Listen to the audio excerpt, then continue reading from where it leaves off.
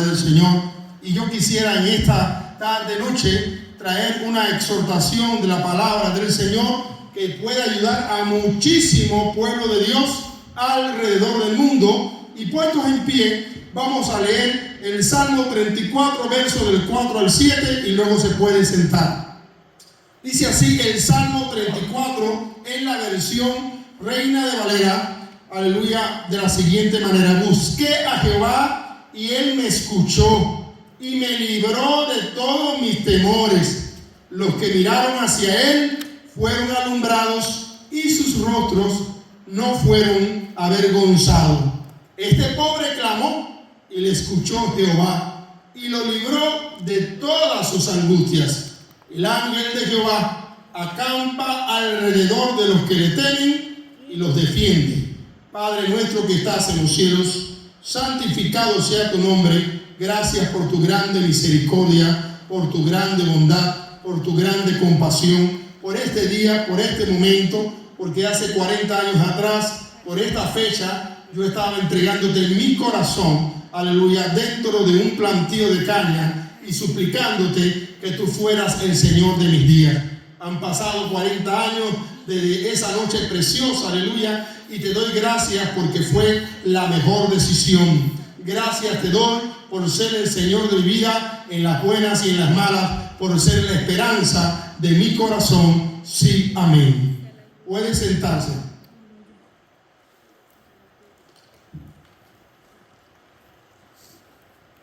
Voy a estar leyendo varias versiones, como siempre, para que usted pueda entender y pueda comprender a cabalidad lo que el Espíritu Santo quiere enseñarle y transmitir en esta preciosa noche. En el Salmo 34, versos del 4 al 7, pero ya en la traducción al lenguaje actual, dice así: le pedí a Dios que me ayudara y su respuesta fue positiva. Me libró del miedo que tenía. Los que a él acuden se llenan de alegría y jamás pasan vergüenza. Yo, que nada valgo, llamé a Dios y él me oyó y me salvó de todas mis angustias. Dios envía a su ángel para salvar del peligro a los que le honran. Bendito sea el nombre de él. Y quiero en esta preciosa tarde y noche hablarle los que miraron hacia él, los que pusieron su vista en él, los que pusieron su confianza en él. Alabado sea el nombre del Señor. Y vamos a entrar en la palabra de Dios en el libro de Números, capítulo 22 hasta el capítulo 24. Se narra la historia de un hombre que tuvo que tomar una decisión así. Su nombre era Balaam, era un adivino que al parecer creía en el Dios de Israel, o al menos lo respetaba. Sabía un poco acerca de la influencia del Espíritu Santo. El rey de Moab trató de contratar a este mago y adivino, porque cuenta la escritura que este mago y adivino tenía el don, aleluya, de si él maldecía a alguien, esa persona quedaba maldita, y si él bendecía a alguien, esa persona quedaba bendecido. Y el rey de Moab lo contrata para que maldijera a la nación de Israel porque le tenía miedo. Vamos a leer el pasaje como dice así: el pueblo de Israel siguió su viaje hasta las llanuras de Moab y acampó al oriente del río Jordán frente a Jericó. Cuando el rey Balac de Moab, hijo de Zippor, se enteró del número de los israelitas y se enteró de lo que habían hecho a los amorreos, él y su pueblo tuvieron gran temor. Rápidamente consultaron a los jefes de Madián. Esta muchedumbre va a comernos con la misma facilidad que un buey come el pasto, exclamaban los moabitas. Entonces el rey Balac envió mensajeros a Balac, hijo de Beor, quien vivía en su tierra natal de Petor, cerca del río Éufrates. Y en su mensaje el rey le rogaba a Balac, el adivino, que fuera y le ayudara. Una multitud ha llegado de Egipto, decía, cubre toda la superficie de nuestro país y ha acampado justo delante de mí. Le decía, ven, maldícelo en mi nombre para que pueda echarlos de mi tierra. Sé que cuando tú bendices, grandes bendiciones caen sobre ellos. Y también a quienes tú maldices, le va mal en todo. La comitiva, compuesta de algunos de los príncipes de Moab, de Madián, se presentó ante el adivino mago con dinero en mano y le refirieron la palabra del rey Balac. Quédense esta noche, dijo el adivino Balac, les contaré a la mañana lo que el Señor me ordena hacer. Y así hicieron. Aquella noche el Señor vino y le preguntó a Balac, ¿quiénes son estos hombres? Ellos han venido de parte del rey de Balac de Moab, le explicó. Y el rey dice que un pueblo enorme ha venido de Egipto y ha llegado hasta su frontera y quiere que yo vaya inmediatamente y los maldiga. Tiene la esperanza de que puedan vencerlos en batalla si yo voy con ellos y maldigo a los invasores. No lo hagas, le dijo el Señor. No debes maldecirlo, porque ellos tienen mi bendición. Y al día siguiente, Balac le dijo a los hombres, váyanse, porque el Señor no me deja ir con ustedes. La historia es un poquitico más larga, alabado sea el nombre del Señor, pero el centro de la palabra de Dios en esta noche nos lleva al momento en el cual una persona debe tomar la decisión de poner su mirada solamente en Cristo Jesús.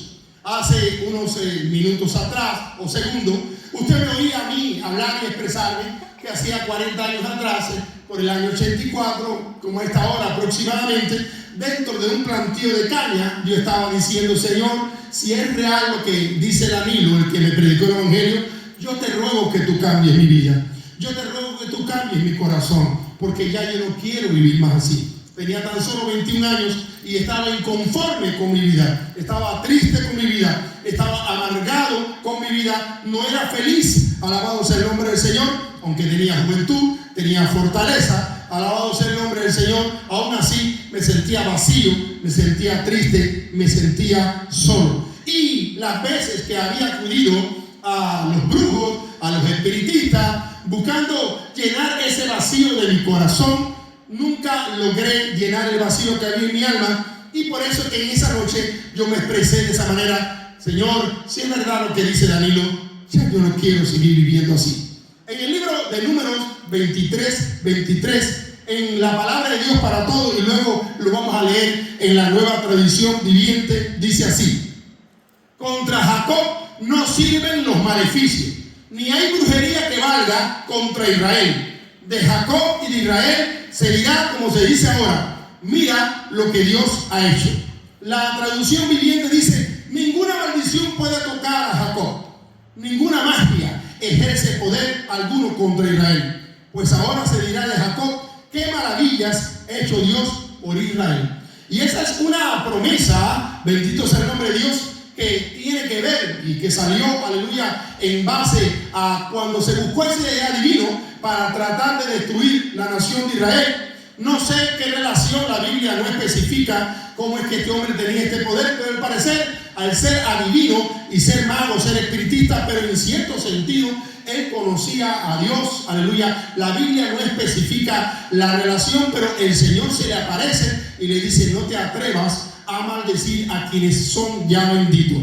La escritura por boca del apóstol Pablo dice que nosotros hemos sido injertados, la iglesia, el creyente, en el buen olivo de la nación de Israel, y que somos, aleluya, descendencia de Abraham por la fe. De hecho, a Abraham se le conoce como al padre de la fe, y nosotros somos parte de la nación de Israel, ya no por una circuncisión hecha carne, sino por una circuncisión en el espíritu, en el corazón. Por lo tanto, esta palabra que se dice contra Jacob, usted la puede aplicar a sí mismo. Contra mí no sirven los maleficios, ni hay brujería que valga en contra de Israel, en contra del pueblo de Dios, siempre y cuando el pueblo de Dios, que es lo que quiero enseñar en esta noche, tenga los ojos mirados, o tenga los ojos puestos, mejor dicho, en el Dios Todopoderoso. Porque una vez que el ser humano se va de la presencia de Dios, o se aleja de los caminos del Señor, o se va fuera de la cobertura del Señor, sí pueden haber maleficio y sí pueden haber brujería que puedan dañar a esa persona, aunque sea creyente. Que toda la protección viene cuando el cristiano vive bajo la sombra del Altísimo, bajo la presencia del Omnipotente. En dos palabras, cuando el creyente anda haciendo lo recto.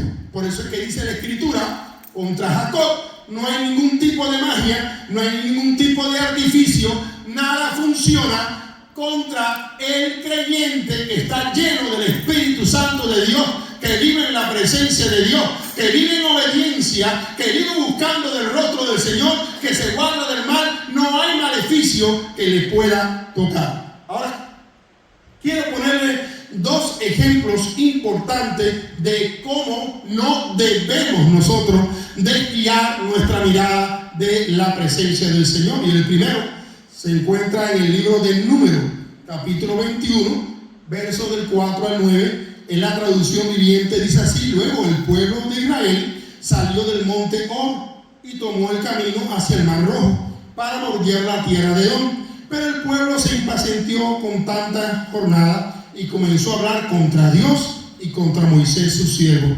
¿Por qué nos sacaron de Egipto para morir aquí en este desierto?, se quejaron. Aquí no hay nada que comer, no hay ni agua que beber. Además, detestamos este horrible maná, que era una comida que el Señor le estaba mandando del cielo, según la palabra del Señor. Entonces el Señor envió serpientes. Fíjense que lo dice que fue el diablo. El Señor envió serpientes venenosas. Cipriano de Valera, Casidoro de Reina, dice serpientes ardientes. Esta versión nos habla un poco más claro, porque ¿qué cosa es una serpiente ardiente? Bueno, si lo llevamos al lenguaje actual, serpientes venenosas. Ya entiendo de qué está hablando. El Señor envió serpientes venenosas entre el pueblo y muchos fueron mordidos y murieron. Así que el pueblo acudió a Moisés, el siervo, y clamó: hemos pecado en hablar contra el Señor y en contra de ti. Pero pídele al Señor que quite esta serpiente. Así pues Moisés oró al pueblo. Entonces el Señor le dijo a Moisés: haz la figura de una serpiente venenosa de bronce y átala a un poste, a un palo, y todos los que sean mordidos vivirán tan solo con mirar la serpiente. Observen. Así que Moisés hizo una serpiente de bronce y la ató a un poste de madera bien alto, y entonces todos los que eran mordidos por la serpiente miraban en dirección a donde estaba la serpiente de bronce y se sanaban.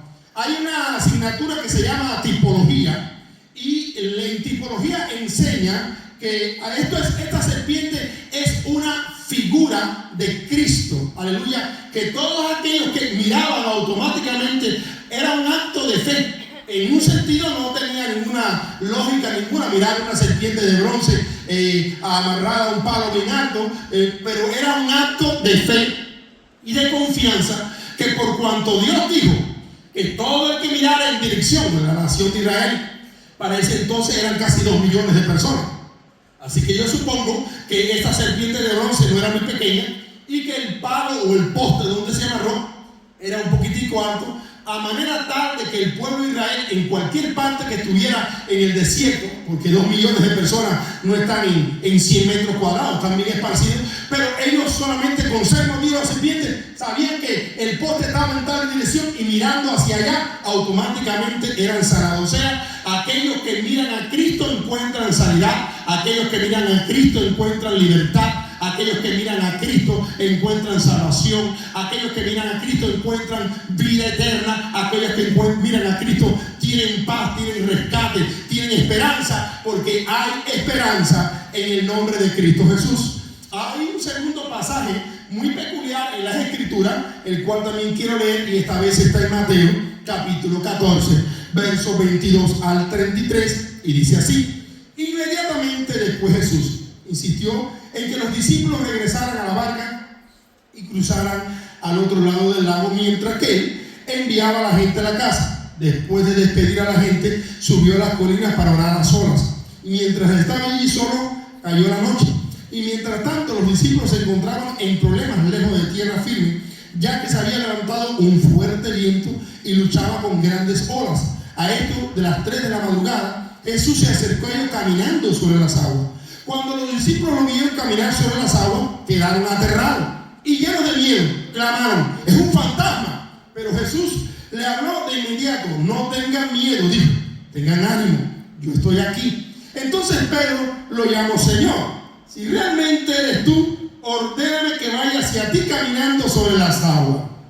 Sí, ven, le dijo Jesús. Entonces Pedro bajó el costado de la barca y mirando al Señor, comenzó a caminar sobre las aguas. Pero en un momento desvió la mirada y se dio cuenta de los fuertes vientos y las olas, se aterrorizó y comenzó a hundirse.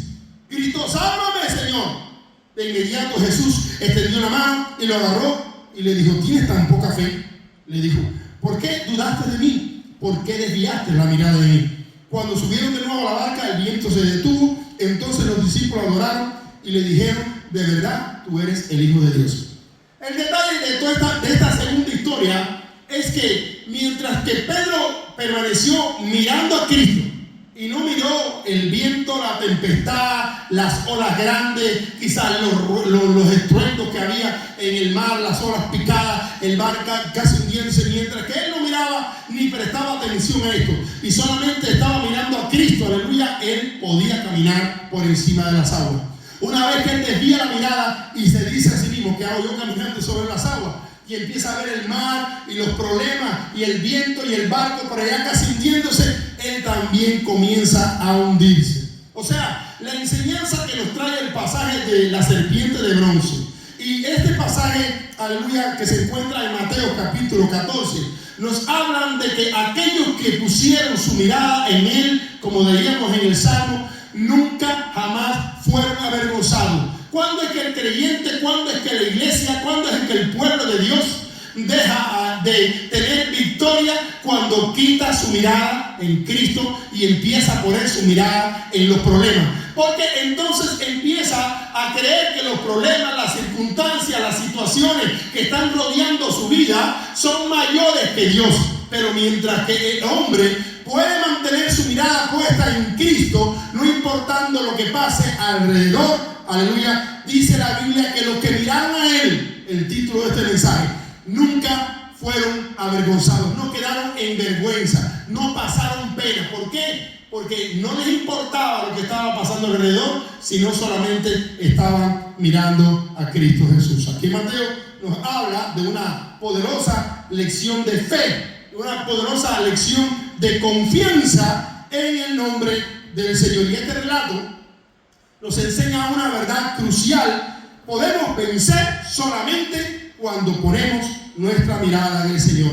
Y en esta guerra espiritual que constantemente tenemos cada creyente, desafíos alrededor nuestro, nosotros tenemos que poner la mirada en Cristo, porque realmente nos amargamos, desmayamos y tenemos, aleluya, desaliento cuando nos olvidamos de Cristo y empezamos a observar todos los problemas que nos rodean. Ahora, tenemos victoria siempre y cuando mantengamos la mirada puesta en Cristo Jesús. Ahora, la brujería en todas sus formas se opone directamente a las enseñanzas de la Biblia, y quienes la practican se abren a las influencias espirituales malignas y se abren puertas espirituales en su vida y quedan marcas. Alabado sea el nombre del Señor. Esta palabra de mirar a Cristo y no mirar a otro lado es la respuesta para muchas personas que quizás en el pasado practicaron la brujería o sencillamente por curiosidad fueron a leerse las cartas, a leerse las manos,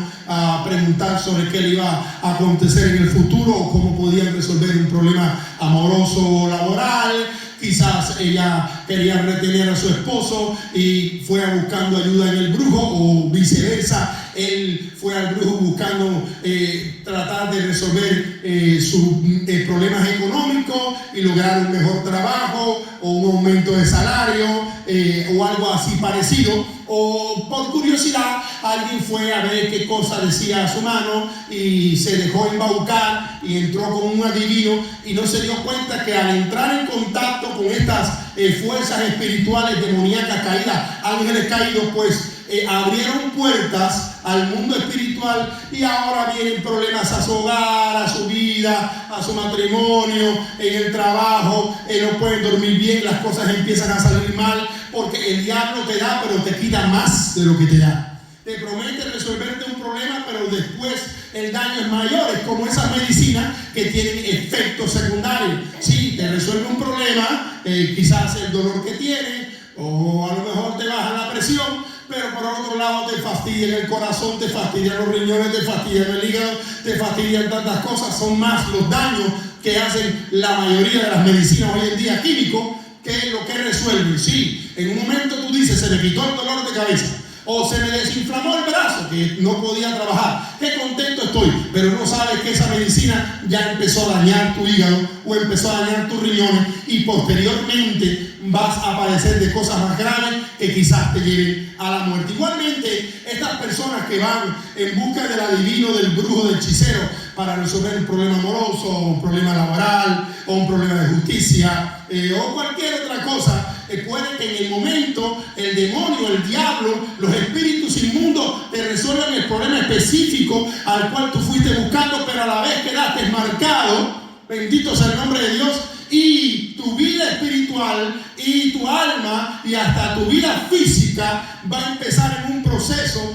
de decrecimiento, aleluya, porque le diste entrada, hiciste pacto con esta fuerza de las tinieblas. Hay ataduras espirituales en muchas personas que han practicado o tan siquiera no son brujos como tal, han ido a tratar de resolver algún problema. En Éxodo 22, 18, la Biblia dice: a los hechiceros no los dejarás vivir. O sea, era una ley que dentro del pueblo de Dios, por parte del mismo Dios, aquella persona que se atreviera a entrar en contacto con espíritus demoníacos, porque no son muertos de familiares, son espíritus demoníacos, los que vienen hablando y fingiendo que son tu abuelo, tu abuela, tu primo, el hermanito que murió o la tía que desapareció. Realmente, aleluya, la escritura habla en el libro de Hebreos que está instituido a los hombres que mueran una sola vez y luego el juicio. O sea, ni nadie puede pasar de aquí para allá, ni allá para acá. Son los espíritus demoníacos que vienen engañando a las personas, y las personas caen en toda esta fantasía. Hay personas que saben con qué están tratando, pero hay otras personas que creen que es un familiar como tal. Ahora bien, la escritura nos habla claramente que para los ojos de Dios la práctica de la brujería es abominable y rechazada. En Levítico capítulo 19, verso 31 dice: no te contamines al recurrir o al visitar a los medium o a los que consultan a los espíritus de los muertos. Yo soy el Señor. En otras palabras, yo quiero que cuando tú tengas problemas me busques a mí. Que cuando tú tengas la situación que sea, tú me entregues el problema a mí, tú clames a mí, tú dobles la rodilla a mí, tú me pidas en ayuno, en oración, tú empieces a buscar mi presencia, tú me mires como aquellas personas miraban la serpiente de bronce, o como Pedro miró a Cristo en el tiempo que estuvo caminando, los pasos que logró, los metros, no sé, aleluya, la escritura no narra exactamente cuánto logró avanzar, pero que tú me mires a mí, no mires los problemas, no mires la solución fácil, mírame a mí, búscame a mí, porque nunca vas a recibir un efecto secundario, no vas a ser engañado, no vas a ser defraudado. Yo te voy a resolver el problema, o te voy a dar la salida, y si no te resuelvo el problema, te voy a dar paz y te voy a hacer entender por qué estás cruzando. Dice la escritura en el libro de Isaías: cuando pases por las aguas yo estaré contigo, y si por el fuego no te quemarás. Alabado sea el nombre del Señor. Ahora, en Deuteronomio 18 también, verso del 9 al 12, la escritura dice: cuando entres en la tierra que el Señor tu Dios te da, ten mucho cuidado de no imitar las costumbres detestables de las naciones que viven allí. Esto lo dice bajo la versión Nueva Traducción Viviente. Estoy usando muchas traducciones para que usted entienda mejor. Cuando entres en la tierra que el Señor tu Dios te da, ten mucho cuidado de no imitar las costumbres detestables de las naciones que viven allí. Por ejemplo, jamás sacrifiques a tu hijo o a tu hija en una ofrenda quemada. Tampoco permita que el pueblo practique la adivinación, ni la hechicería, ni hagan interpretación de agüero, ni mezcle con brujería, ni hagan conjuros. Tampoco permita que alguien se preste a actuar como medium o como vidente, ni que invoque espíritu de muerto. Cualquiera que practique estas cosas detestables a los ojos del Señor, precisamente por las cuales las naciones hicieron estas cosas, el Señor las está expulsando de tu camino. La palabra de Dios, entonces, prohíbe enfáticamente y de todas las formas, y advierte de las graves consecuencias de la práctica que acarrea la brujería y la hechicería. Porque, repito, abre la influencia, abre las puertas, abre ventanas para que tu vida física, tu cuerpo físico y tu alma quede dañada por esta fuerza demoníaca. Isaías capítulo 8, verso 19 al 20 dice así: cuando les digan, consulten a los que invocan a los muertos y a los adivinos que susurran y que murmuran al hablar, respondan, ¿acaso no consultará un pueblo a su Dios? ¿Consultarán a los muertos a favor de los vivos? A la ley y al testimonio. Si ellos no hablan de acuerdo con esta palabra, es porque no le ha amanecido. Para entenderlo mejor, vamos a leer este mismo pasaje, pero ya en la traducción viviente. Tal vez alguien les diga, preguntémonos al medio y a los que consultan a los espíritus de los muertos con sus susurros, sus balbuceos, ¿qué nos dirán que debemos hacer? ¿Pero acaso no debe el pueblo pedirle a Dios que lo guíe? ¿Deberían los vivos buscar orientación y enseñanza de los muertos? Busquen las instrucciones y la enseñanza de Dios en la palabra. Quienes contradicen su palabra están en completa oscuridad. Ahora bien, como veníamos hablando de poner la mirada en el Dios del cielo y de la tierra, poner la mirada en Él, mirarle a Él, buscarle a Él, enfocarse a Él, sea cual sea las circunstancias. Samuel 15, verso 23, dice: la rebelión es tan pecaminosa como la hechicería, y el ser terco tan mal como rendir culto a los ídolos. Este versículo bíblico nos compara que a veces al ser tercos en la vida o ser rebelde es comparable delante de los ojos de Dios como la hechicería o como el rendir culto a los ídolos. En el libro de Gálatas, ya en el Nuevo Testamento, hablando de los frutos de vivir en la carne, en el verso 20 al 21, la Escritura nos dice en la Nueva Traducción Viviente: idolatría, hechicería, hostilidades, peleas, celos, arrebato de furia, ambiciones egoístas, discordias, divisiones, envidias, borrachera, fiestas desenfrenadas y otros pecados parecidos. Permítanme repetirle, decía el Espíritu Santo a través del apóstol Pablo, lo que le dije antes: cualquiera que lleve esta clase de vida no heredará el reino de Dios. Pero fíjese que no está hablando de lo que siempre se habla por ahí, que si matar, que este pecado más grande, este pecado más pequeño. Idolatría, hechicería, hostilidad, o sea, pelea, celos, arrebatos de furia, ambición egoísta, discordia, divisiones.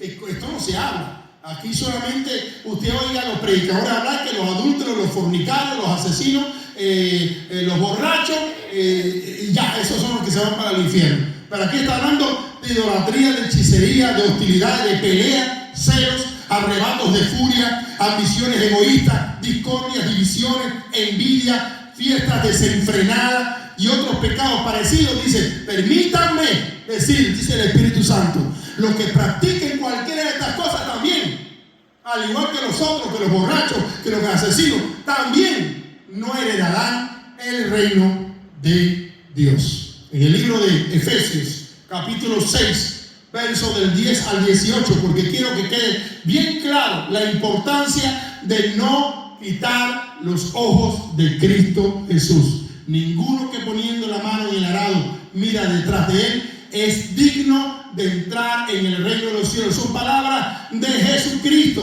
Ninguna persona que poniendo su mirada en Dios, aleluya, desvía la mirada para el mundo y se vuelva atrás, ya no es digno de entrar al reino de Jesucristo.